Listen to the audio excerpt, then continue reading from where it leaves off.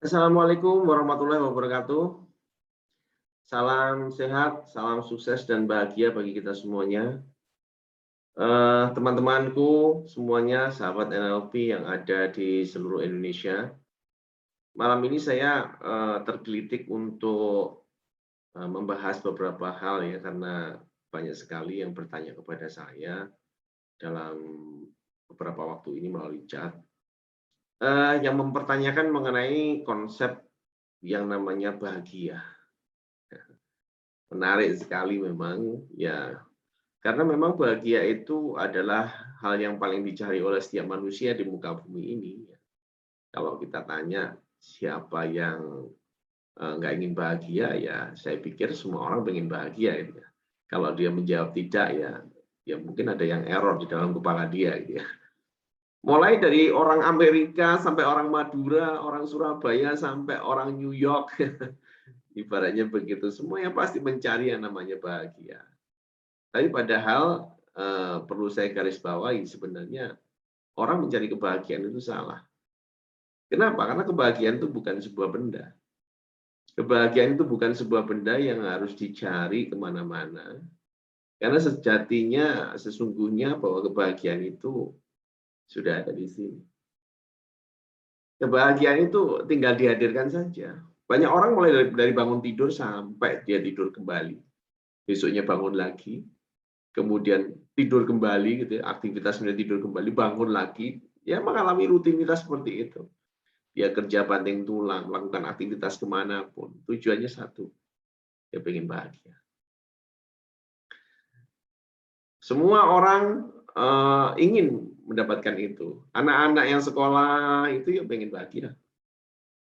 Anak-anak yang kuliah itu ingin bahagia. Orang-orang bekerja itu pengen bahagia. Orang berumah tangga ini pengen bahagia. Semuanya sebenarnya ingin bahagia. Tapi, kenapa kebahagiaan itu dirasakan sebagian orang, sangat sulit katanya diraih? Ya itu tadi, karena dia mencari. Padahal kebahagiaan itu hanya tinggal dihadirkan saja, karena kebahagiaan itu, Allah itu sudah memberikan semua bekal di dalam kehidupan kita untuk bahagia. Apa itu?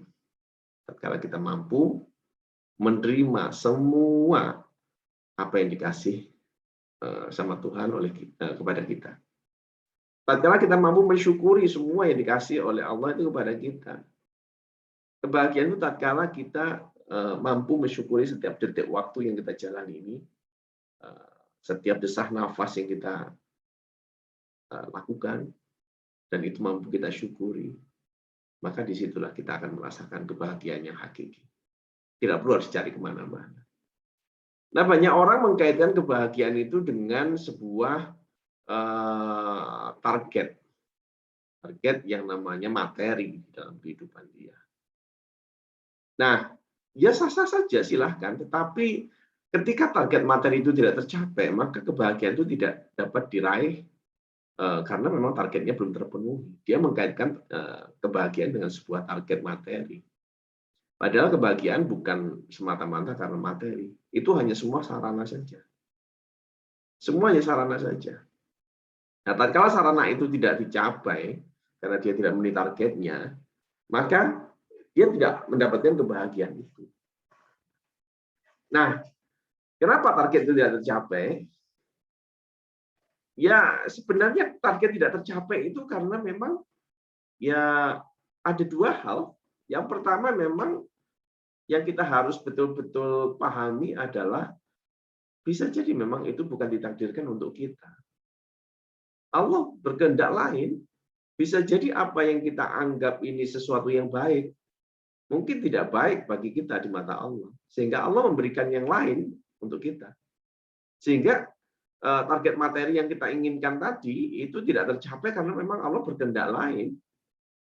Allah menginginkan kita mengambil jalan yang lain, mengambil sesuatu yang lain yang itu tidak baik untuk kita. Itu bukan ditakdirkan untuk kita. Nah, ini yang pertama yang kita harus pahami itu. Yang kedua, bisa jadi tidak tercapai karena memang kita kurang upaya. Itu sudah diberikan sama Allah, doa kita sudah dikabulkan sama Allah, tapi kita kurang memperjuangkan itu semua. Karena segala sesuatunya perlu diraih. Gitu. Nah, tinggal ada evaluasi saja. Tetapi entah itu tercapai atau tidak, tatkala kita mampu mensyukuri semua hal yang kita sudah dapatkan ini, maka kebahagiaan sebenarnya bisa kita dapat. Banyak orang itu sering mengeluhkan sesuatu yang itu belum dia dapatkan, tetapi dia lupa untuk mensyukuri apa yang sudah dia miliki. Nah, itu kesalahan fatal orang dalam kehidupan. Akhirnya apa stresnya? Dia merasa hidupnya kurang terus, mengeluh karena dia merasa kurang, dan kurang. Tetapi kalau dia mau sebenarnya melihat kembali di dalam kehidupan dia akan menemukan bahwa sebenarnya di dalam kehidupannya Allah sudah memberikan begitu banyak nikmat yang wajib kita syukuri. Dan jangan-jangan kita belum mendapatkan apa yang kita inginkan karena kita kurang bersyukur dari apa yang sudah selama ini kita dapatkan. Nah, ini pelajaran yang pertama yang hari ini saya ingin sampaikan. Nah, yang berikutnya ketika kita bicara konsep bahagia ini,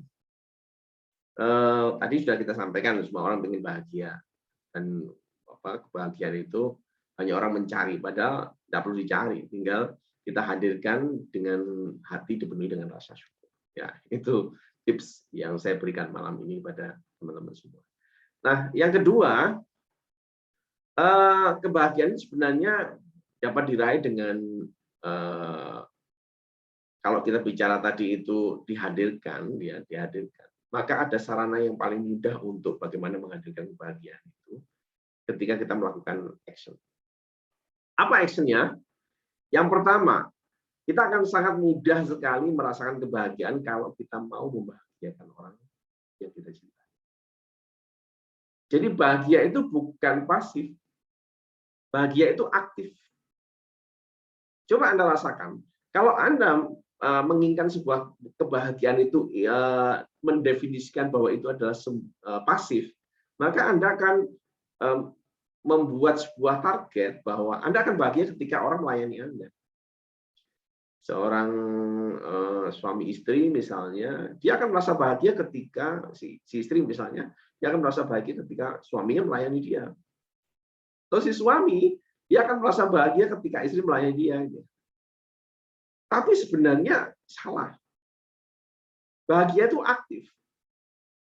Anda lihat ya, ketika Anda mampu melayani orang lain dan semakin banyak Anda melayani orang lain, semakin Anda berbuat banyak kepada orang lain dan Anda bermanfaat bagi banyak orang. Disitulah letak kebahagiaan. Dan mulailah dari orang lain yang Anda cintai. Keluarga Anda, istri, suami, anak, ya, orang tua terutama. Ya, kemudian Anda mampu memberikan yang terbaik bagi mereka, Anda rasakan perubahan perasaan yang ada pada diri Anda. Anda akan merasakan sebuah kebanggaan ketika Anda mampu membahagiakan orang-orang yang Anda sayang. Setelah itu Anda mampu lakukan, Anda nanti akan ketagihan untuk melakukan kebaikan-kebaikan itu bukan hanya kepada orang-orang yang Anda cintai, tapi Anda akan belajar juga mencintai orang lain yang walaupun itu bukan saudara. Dan ketika orang-orang itu membutuhkan. Nah, Anda rasakan perubahan perasaan kalau Anda mampu membantu anak yatim. Ketika Anda mampu membantu orang-orang yang duafa, yang tidak mampu. Anda bisa ngasih makan orang miskin. Anda bisa mempekerjakan orang dan menggaji dia. Itu sebuah kebahagiaan yang luar biasa. Anda rasakan. Mulailah dari hal kecil yang Anda bisa lakukan dan berbagilah. Ya. Maka ketika Anda mampu membahagiakan orang lain, maka kebahagiaan itu akan sangat mudah hadir dalam kehidupan. Coba. Ya. Ada sebuah kalimat yang sangat menarik. Saya mendapatkan dari beberapa guru ya menyampaikan kepada saya dan juga saya mendengar sendiri dari YouTube ketika dalam paparan beliau gitu ya. Pak Khairul Tanjung ini kan ya dalam ukuran orang Indonesia ini kan dikatakan beliau ini sukses. Ya walaupun ukurannya terlepas apapun ya beliau adalah orang salah satu di antara 10 besar orang yang terkaya di Indonesia. Kalau nggak salah urutan kelima ini. Nah, kalau kacamata kita orang seperti kita melihat beliau ini adalah orang yang sukses. Ketika beliau ditanya tips sukses, nasihat yang terbaik agar sukses itu apa di dalam kehidupan di dunia ini, dan rahasia sukses dan bahagianya beliau ini apa. Gitu. Ya, mungkin pemikiran kita akan melihat wejangan-wejangan, teori-teori manajemen, teori-teori leadership dan sebagainya akan muncul dari beliau gitu pada kita nasihat-nasihat. Ya, ada kalimat yang sangat menarik yang itu patut kita renungkan bersama dan mungkin bisa menjadi pelajaran kita semua. Dan sampai dengan hari ini itu juga menjadi sebuah hal yang saya selalu ingat ya dan mencoba untuk mengamalkannya juga. Apa itu? Kalimatnya begini. Kalau ingin rezeki Anda, ya itu seperti raja, maka perlakukan orang tuamu seperti raja. Tapi bila mana engkau memperlakukan orang tuamu seperti pembantu, ya jangan salahkan apabila rezekimu seperti pembantu. Coba.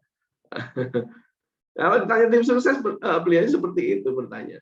Nah, kehidupan kebahagiaan juga demikian. Kalau Anda mau merasakan kebahagiaan, ya, kata beliau, maka bahagiakanlah orang lain sebanyak mungkin.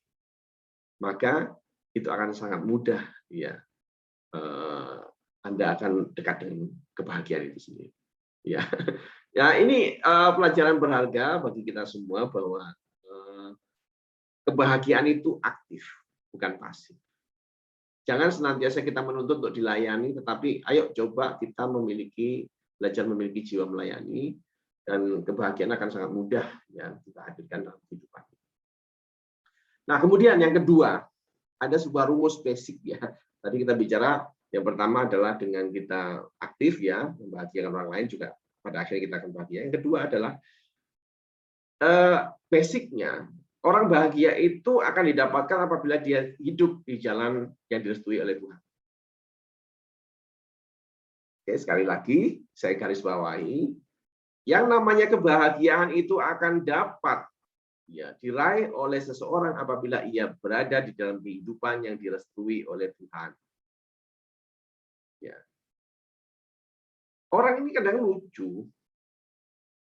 Dia hidup bergelimang dosa. Dia hidup di jalan yang jelas-jelas itu dilarang oleh aturan Tuhan. Dia hidup di jalan yang benar-benar ya tidak tidak diridhoi oleh aturan agamanya gitu ya. Saya tidak mengatakan agama tertentu ya, tapi agama apapun. Ketika orang dilarang mencuri, dilarang korupsi ya, itu jelas di mana-mana di aturan agama apapun kebenaran universal itu salah gitu. Ya, orang berkata kotor kepada orang lain, mencaci orang itu dalam ajaran agama apapun itu ya tidak baik.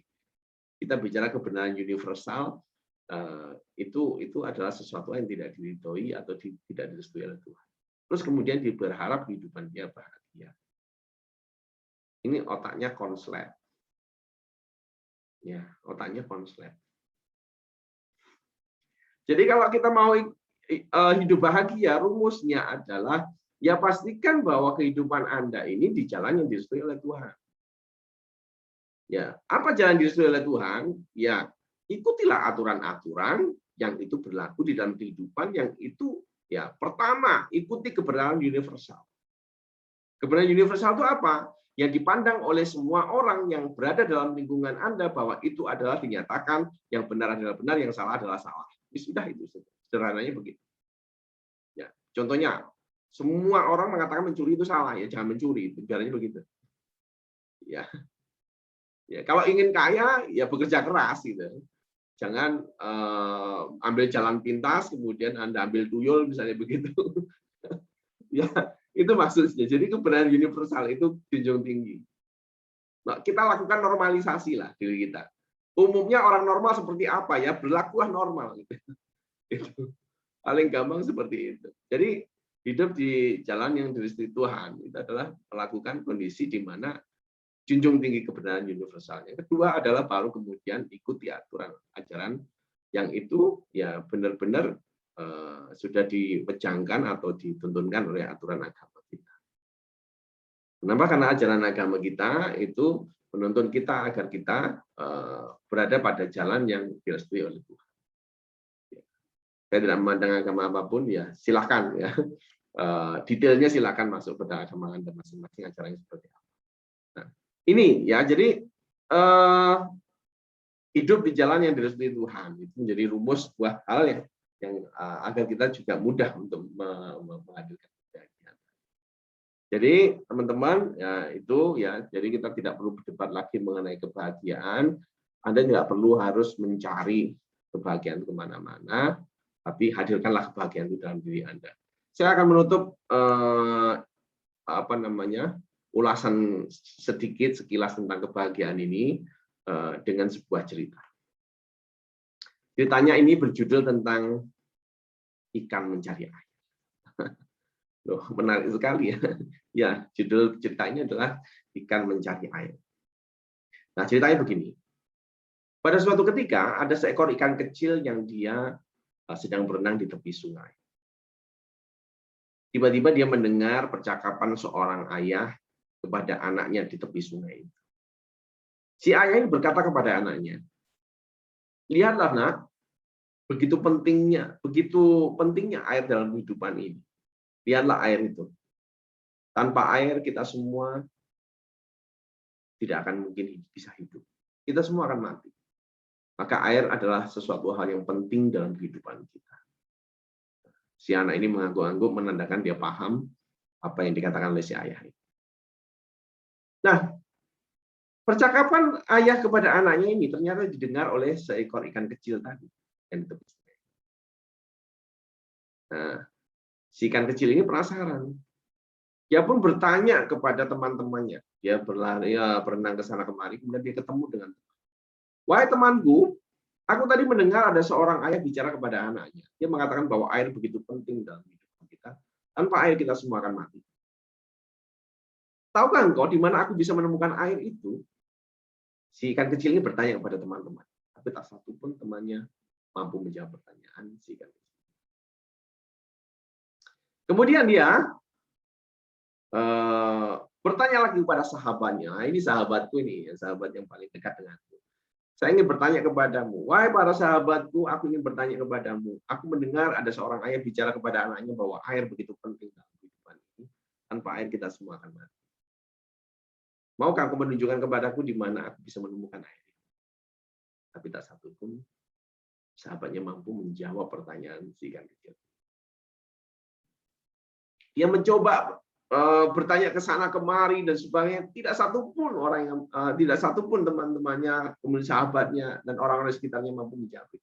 Pada akhirnya dia ketemu dengan salah satu ikan yang sangat bijak di situ, dan kemudian dia bertanya kepada ikan si kakek ini, kakek ikan bijak ini. Dia bertanya, "Wahai kakek, aku bertanya kepadamu, aku mendengar seorang ayah berkata kepada anaknya bahwa air begitu penting dalam kehidupan ini, tanpa air kita semua. Maukah kakek menunjukkan kepada saya di mana aku bisa menemukan air?" Si kakek ini hanya di sini. Kemudian dia berkata, "Wahai anakku, betul sekali bahwa air begitu penting dalam kehidupan ini. Tanpa air kita semua. Tapi engkau tak perlu khawatir. Engkau tidak perlu khawatir karena sesungguhnya Tuhan sudah menyediakan air itu di sekeliling kita. Begitu dekatnya. Begitu dekatnya. Bahkan saking dekatnya air itu, sampai engkau tidak menyadari keberadaan. Lihatlah di sekitarmu, inilah air. Dan karena air inilah engkau bisa hidup." Ya. Engkau akan mampu menyadari bahwa air itu berada sangat dekat denganmu tatkala engkau menyadari semua kehidupan ini sebagai anugerah indah dari Tuhan. Dan itulah air di sekeliling yang hidup. Itulah kehidupan yang diberikan Tuhan kepada kita. Nah, itulah ceritanya si ikan kecil ini akhirnya menemukan jawaban ini. Nah, apa makna dari kisah ini? Yuk kita bawa dalam kehidupan kita. Bukankah itu yang terjadi pada diri kita? Kita mendengar setiap ucapan dari orang bahwa kebahagiaan adalah hal yang penting dalam kehidupan. Tanpa kebahagiaan hidup kita tidak ada artinya. Tanpa kebahagiaan hidup kita sia-sia. Jadi kebahagiaan itulah yang terpenting dalam kehidupan kita. Karena tanpa kebahagiaan tidak ada artinya dalam kehidupan. Maka orang sibuk dari mulai pagi sampai sore, sampai malam, kemudian mulai pagi lagi, kemudian sampai malam lagi, pagi lagi, malam lagi, dengan segala rutinitas yang ada, dia mencari yang namanya kebahagiaan. Sampai dia melupakan satu hal, bahwa sesungguhnya kebahagiaan itu sangat dekat dengan diri. Dia mencoba mencari ke sana kemari, dia tanya kepada teman-temannya, wahai teman-temanku, katanya kebahagiaan itu segala hal dan penting bagi kehidupan kita. Maukah kau menunjukkan di mana aku bisa menemukan kebahagiaan itu? Dia bertanya dengan sahabat-sahabatnya yang katanya dekat dengan dirinya. Wahai sahabat-sahabatku, di mana aku bisa menemukan kebahagiaan itu?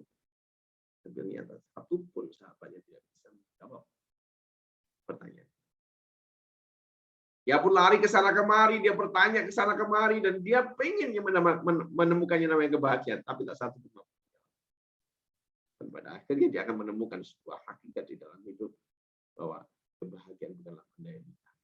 Kebahagiaan adalah sebuah keadaan tatkala ia mampu menyadari ya bahwa kehidupan yang diberikan Tuhan kepada dirinya adalah anugerah yang terindah.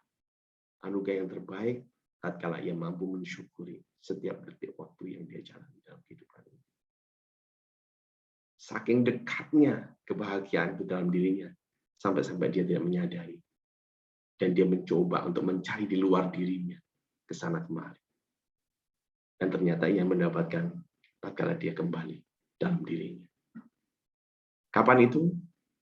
Tatkala ia menyadari bahwa setiap desah nafas ini, setiap detak jantung ini, setiap denyut nadi ini, ya itu adalah anugerah terindah yang diberikan Tuhan dalam kehidupan ini, yang patut kita syukuri. Dan itulah bahagia yang sesungguhnya.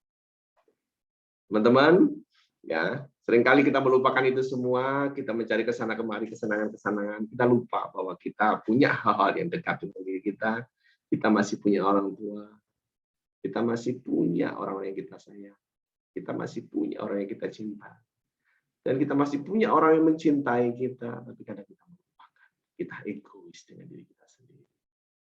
Kita mencoba diri kita dengan egoisnya, dengan kita melarikan ke sana kemari, mencari kesenangan ke sana kemari seolah-olah itu adalah bahagia. Tapi kita lupa bahwa Allah sudah menghadirkan itu semua. Allah sudah menghadirkan itu semua dalam kehidupan kita sebagai sarana untuk mewujudkan kebahagiaan itu.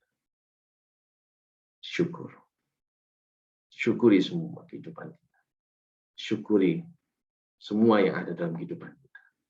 Yuk syukuri orang tua kita. Yuk syukuri saudara-saudara kita. Yuk syukuri kehidupan kita. Syukuri pekerjaan kita. Syukuri semua hal yang sudah kita lakukan di dalam kehidupan ini. Dan itu akan menjembatani kita untuk meraih kebahagiaan. Demikian ya malam ini kita akan lanjutkan dengan pembahasan-pembahasan lainnya di waktu yang akan datang. Terima kasih. Assalamualaikum warahmatullahi wabarakatuh. Salam sukses dan bahagia untuk kita.